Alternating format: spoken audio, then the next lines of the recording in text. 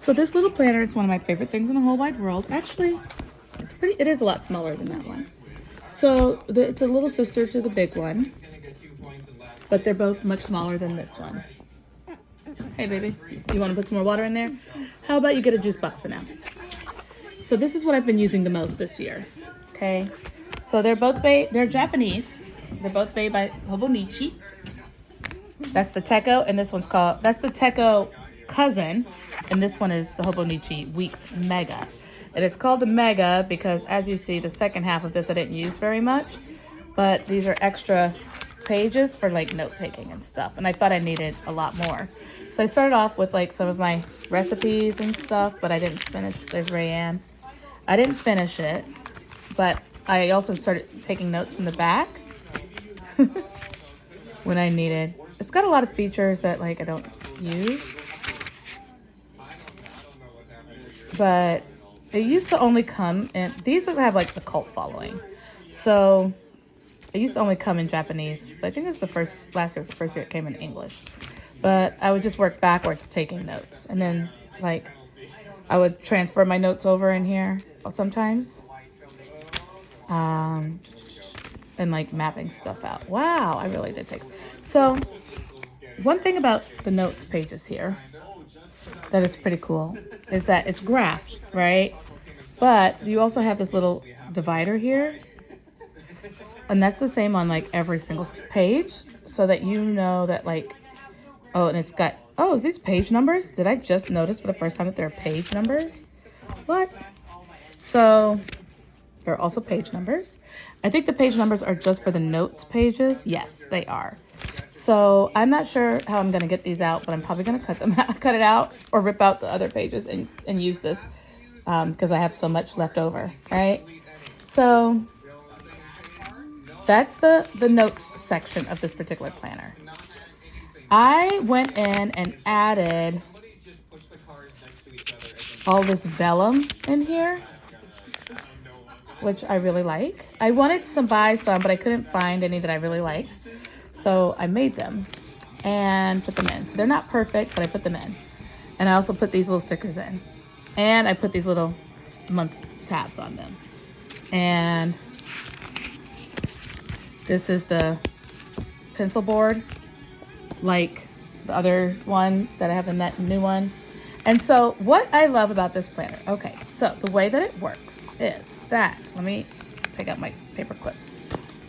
This one I have actually used probably better than any planner I've ever used in my entire life because it's so small and it fits in my purse, right?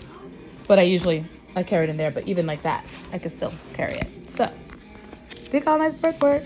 So it starts off with, hey, I need to update these obviously because it looks like I stopped in April, but I was marking off my periods and my fertile times, and then like the circles were supposed to be like the moon cycles. La, la, la, la. That's what I did, but that's how I chose to use it. But that's for 2022, 2023, and 2024 at a glance.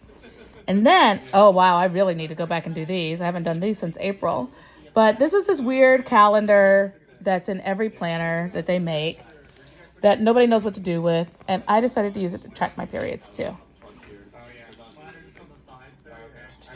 And I put but I lost track after April because that's when I started working at the school full time.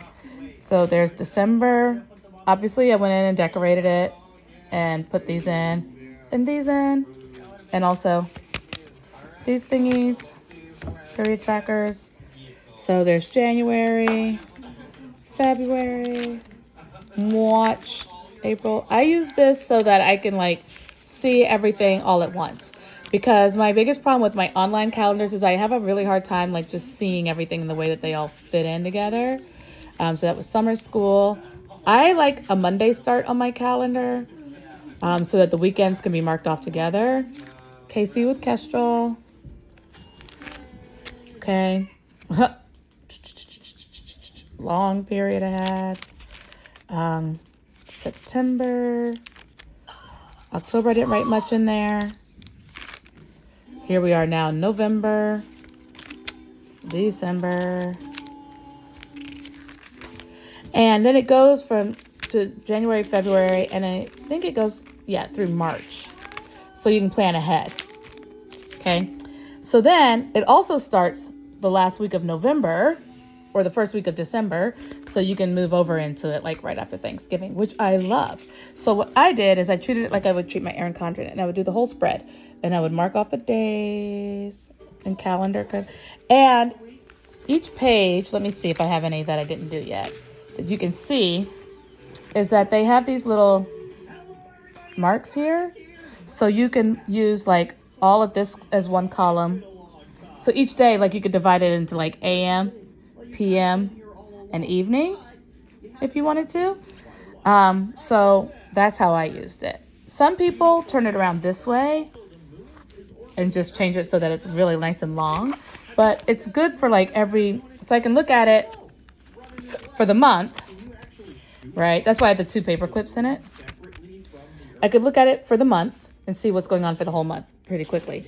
And then I could flip to the day or whatever and then see what's going on for the day. So when I was working at the school, I spent some time really like working on it. Okay. And I would draw in this like daily calendar because it didn't have the daily. And I really like having daily because I work by appointment, right? So I added those in. And then, so that's how I used it. And there's sometimes when I was like not as good with it.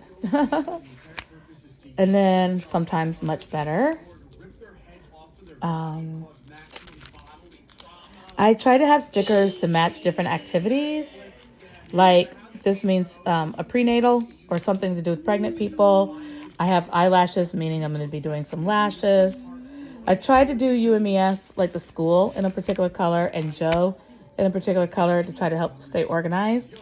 But it's a little hard for me. So you see this week, baby was due. Didn't get anything in there. Okay. Oh, there you go. There we go. That's actually when we went to Kansas City. I didn't put anything in there.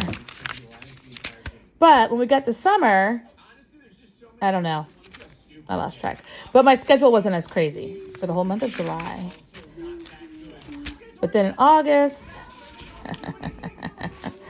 and then,